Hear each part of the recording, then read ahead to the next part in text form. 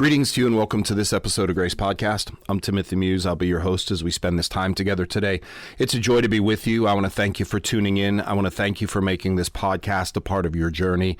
And as always, I want to thank you for being on the journey. I know I say this every time. I know every session begins with me saying these words, but I say them because they're so important. This journey, this growth process, this desire to be more than we are is a really important thing. But it's not an easy thing, okay? This is not like baking bread or making cookies. This is something that takes time and investment, and it doesn't always look like it's bearing fruit. It doesn't always look like you're moving in the forward direction. The path of growth is never linear. It is always up and down, forward, backward, pitfalls, steps forward, steps backwards. The important part is that you're on the journey. And even if today you don't feel like you are moving forward, the fact that you're listening, the fact that you're here, the fact that you're investing in you says that you are moving forward. It says that you are making a difference. It says that you are advancing in some way. And that, my friends, is so vitally important. It really, truly is. It is so vitally important that you are moving forward, that you are doing this. It is so vitally important that you are investing in you, even if it's just a little bit, even if it's just a step today. So I want to encourage you. I want to encourage you to keep moving forward, to keep investing in you. It is the best investment you can ever make. So even if it feels a little discouraging today, even if maybe the past few days you haven't seen any magnanimous growth, I can't even get the word out this morning, even if you can't see any magnanimous growth, or even if you can't identify steps where you've moved forward, that's okay. You're here, you're listening, you're investing, you're inquisitive, and that's what's so important. So keep moving forward. Keep investing in you, my friends. And I lift you up in that, and I celebrate you in that, even when it doesn't feel like anything is happening. If this podcast is helpful, if you find something valuable in it, please put it out there. I post on social media platforms, LinkedIn, X, Facebook, and Instagram. If you follow me or the life coaching on any one of those platforms, you are going to see these posts, and it will be important for you. You know, if it is important, then please share it out there. Tag me in it. I really would love to see where you're at. If you're on one of the listening platforms, Spotify, iHeartRadio, or Amazon Music, then follow us, give us a rating and review. Every positive rating and review tells the platform people are listening, and you'll get notifications when a new episode comes out. And if you want to reach out to me, I truly would love to hear from you. I say this, and I know it's kind of repetitive, but I really would truly love to hear from you. GraceLifeCoaching.com is the website. You can reach out to me that way. It's got my contact information. It's got my DMs and everything. I really would love to hear from you. If I can come alongside you in any way, if you want to have a conversation, it doesn't matter where you are around the world. As long as we have a common language, we can work together. And that's what's most important, is the ability to work together. So we've been in this journey here for a little bit about friendship and the importance of friendship. You know, in our last episode, we talked about the difference between real friends and social contacts, and how understanding the circles of friendship can help us invest our emotional energy wisely and where we want to put it. Today, I want to shift focus inward a little bit. I want to shift focus inward. Instead of asking the question, do I have good friends? Which is a really good and really important question. And that's that circle of friendship that we talked about last time. I want to look at a more powerful question. Am I the kind of friend people are grateful to have? You know, we can look out at the relationships that connect to us, but it's also really, really important to look into our own selves and really strive to see if we are the type of people that people have good friends with. Am I good friend material is a really good question. Am I good friend material?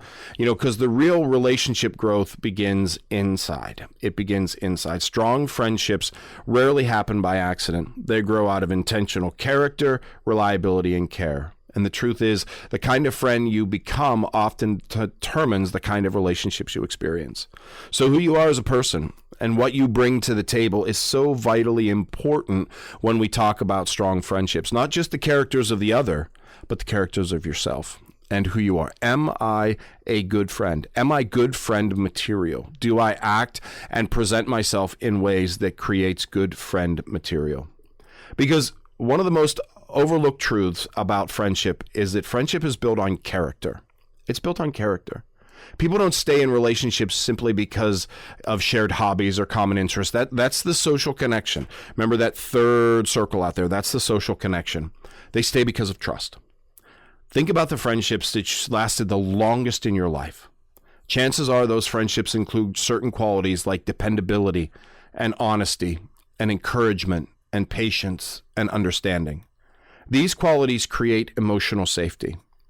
Good, long-lasting friendships are based in emotional safety. That's what we talked about the last time. That inner core, that inner circle of friendships, those are people that are based on emotional safety. Emotional safety allows relationships to deepen. It allows relationships to go further. Without trust, without that emotional safety, then friendships remain shallow. Again, and that's not to say that we can't have those shallow friendships. We need them. We need those acquaintances. But when we talk about true, deep friendships, they are built on emotional safety. They're built on trust. Without trust, without emotional safety, friendships remain shallow. Without reliability, friendships slowly fade. Being a good friend doesn't mean being perfect. It doesn't. It means being consistent in the small things. It means showing up when you say you will. It means checking in on someone who is struggling. It means celebrating someone else's success. Small actions repeated over time build strong friendships. And so when we look at ourselves, when we ask ourselves, is this me? Do I show up when I say I will? Do I check in with someone who is struggling? Do I celebrate others' successes, or do I get jealous because they're succeeding? Do those small repeated actions over time represent who I am as a person and what I bring to friendships, particularly the really, really close, important ones? So I want to dig into the 5 qualities of a great friend. And some of these we touched on the last time. They're kind of repetitive, but they're important. And sometimes we need to hear things over and over again. And as we go through these, I want you to kind of ask yourself in the back of your mind, is this me?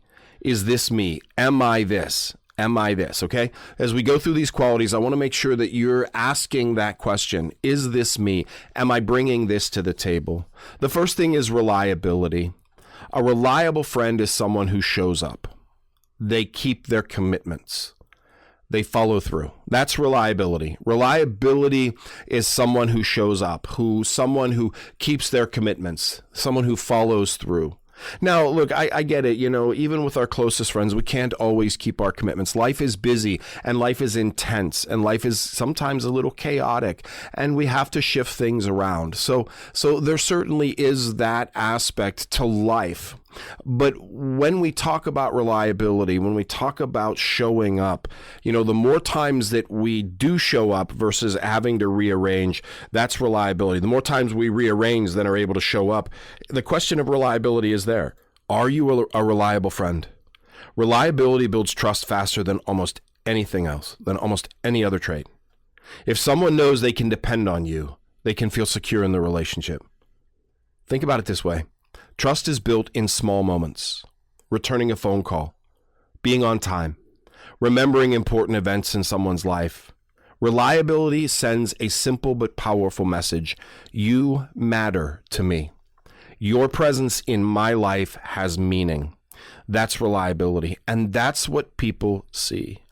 So the first question is, are you a reliable person? Are you reliable in your relationships? Sometimes and we've talked about this before, about being a yes person, and yes people who always say yes to everything, always find themselves questioning their reliability, not because they don't want to be reliable, but because they allow something else to come in the way. When we make plans, then we follow through. And if someone else says, hey, let's do this, no, that we're not going to, I'm not able to do that today because I already have plans.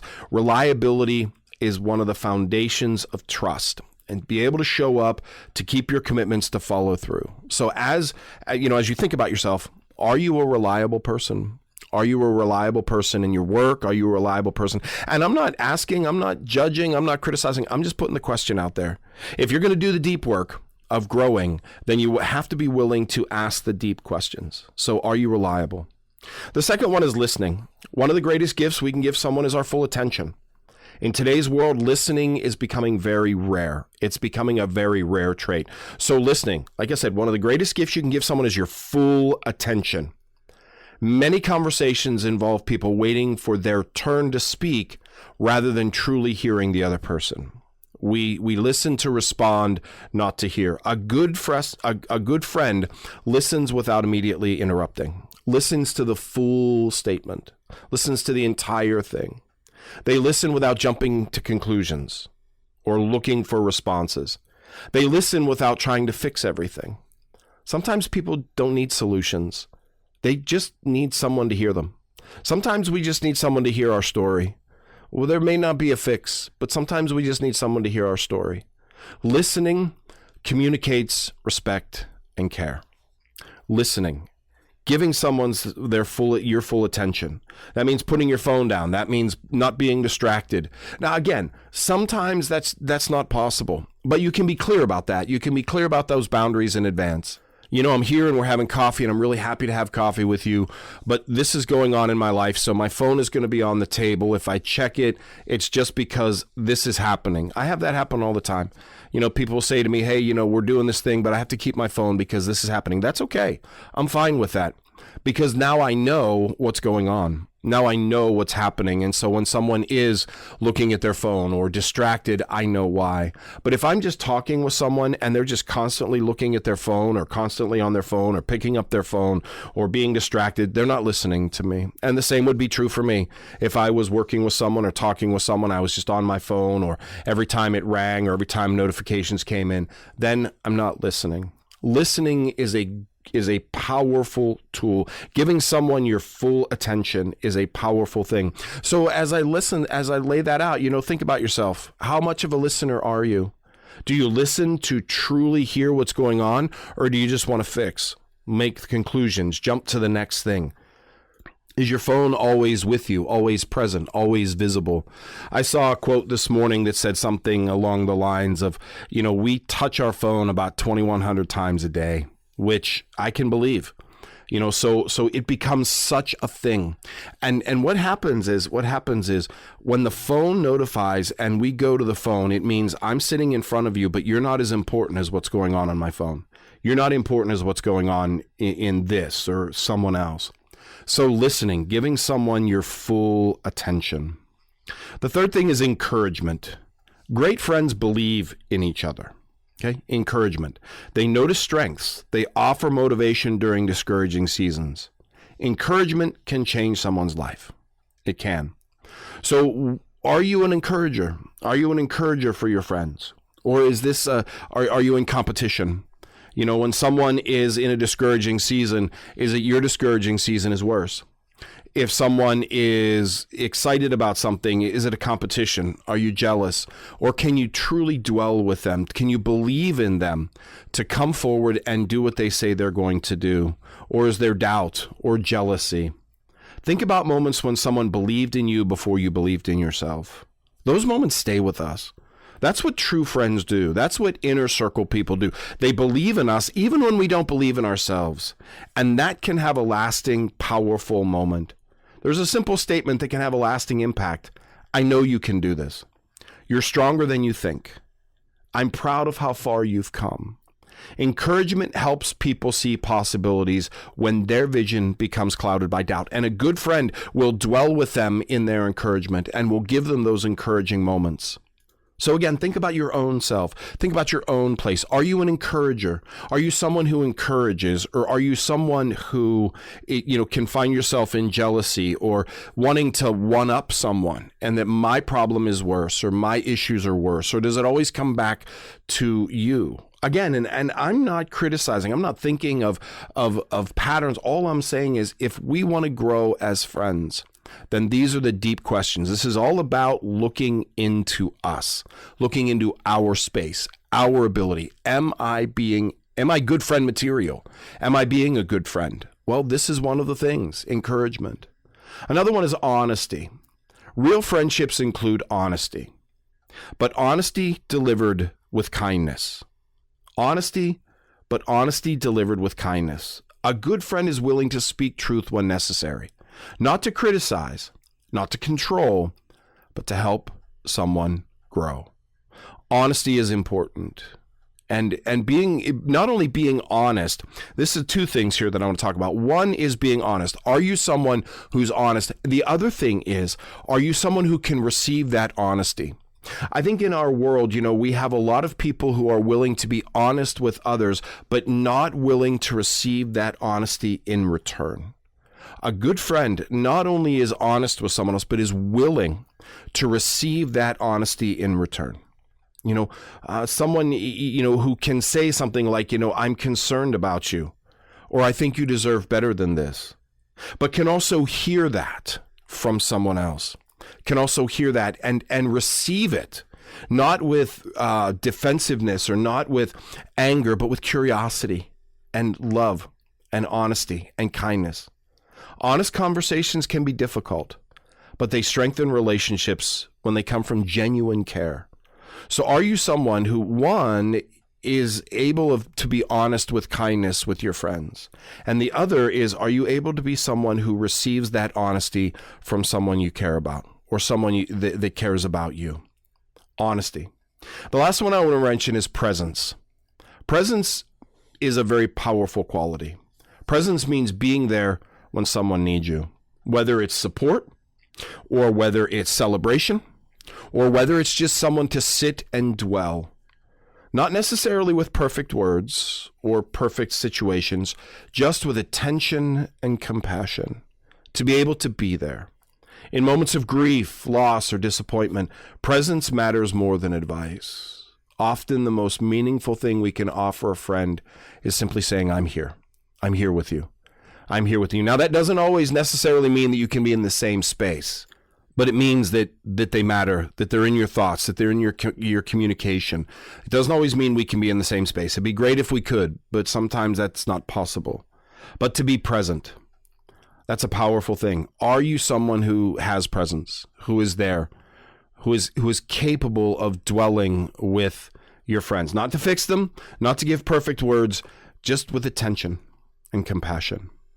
That's the powerful. So those are the 5 qualities of a good friend. And, those qualities, not only do we ask them about our friends, but we need to ask them about ourselves, because friendships are reciprocal.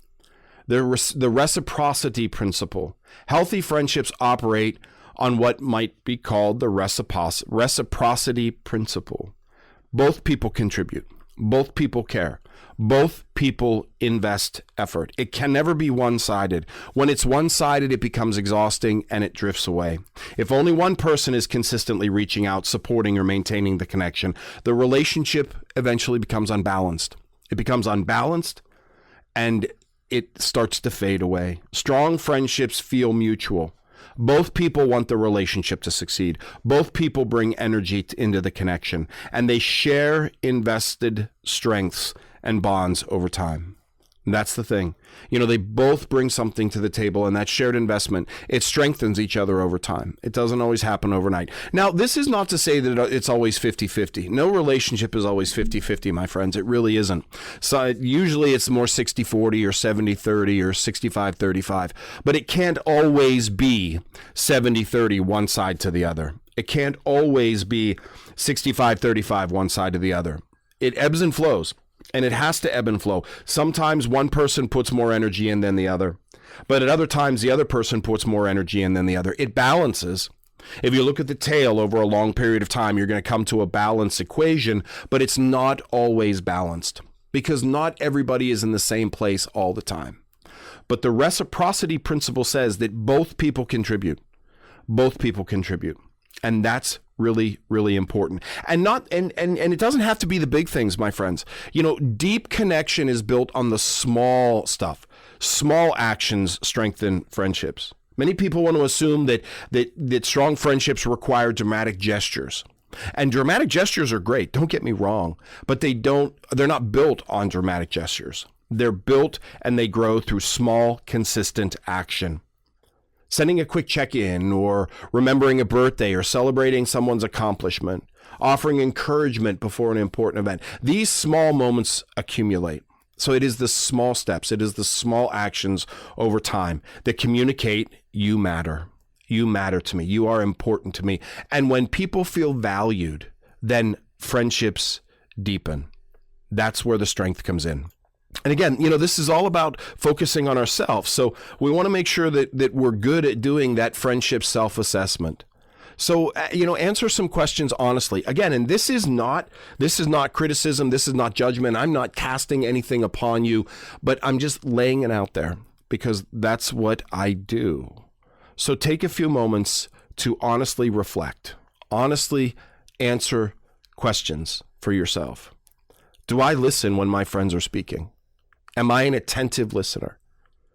And it's an honest question, and it's an important question. Again, and you may ask one of your friends, hey, am I an attentive listener? And they'll be like, yeah, you're attentive. Maybe you are, maybe you aren't. Am I an attentive listener? Is my phone always in my hand? Is my phone always beside me? Do I respond? Do I react? Do I let my friend finish their statement before I speak? Am I a good listener? Do I listen well when my friends are speaking? Do I show up consistently when someone needs support, when someone is there? Again, and that doesn't mean that you have to be at their front door, though it's great when you can be. That means, do you respond? Do you give words of encouragement? Do you dwell with them? Do I celebrate my friend's successes? Is my friend's successes something I can celebrate, or do I feel jealousy or competition with them?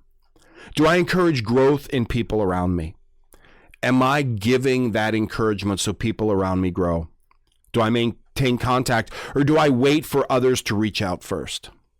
Sometimes we need someone to reach out to us. Sometimes we do.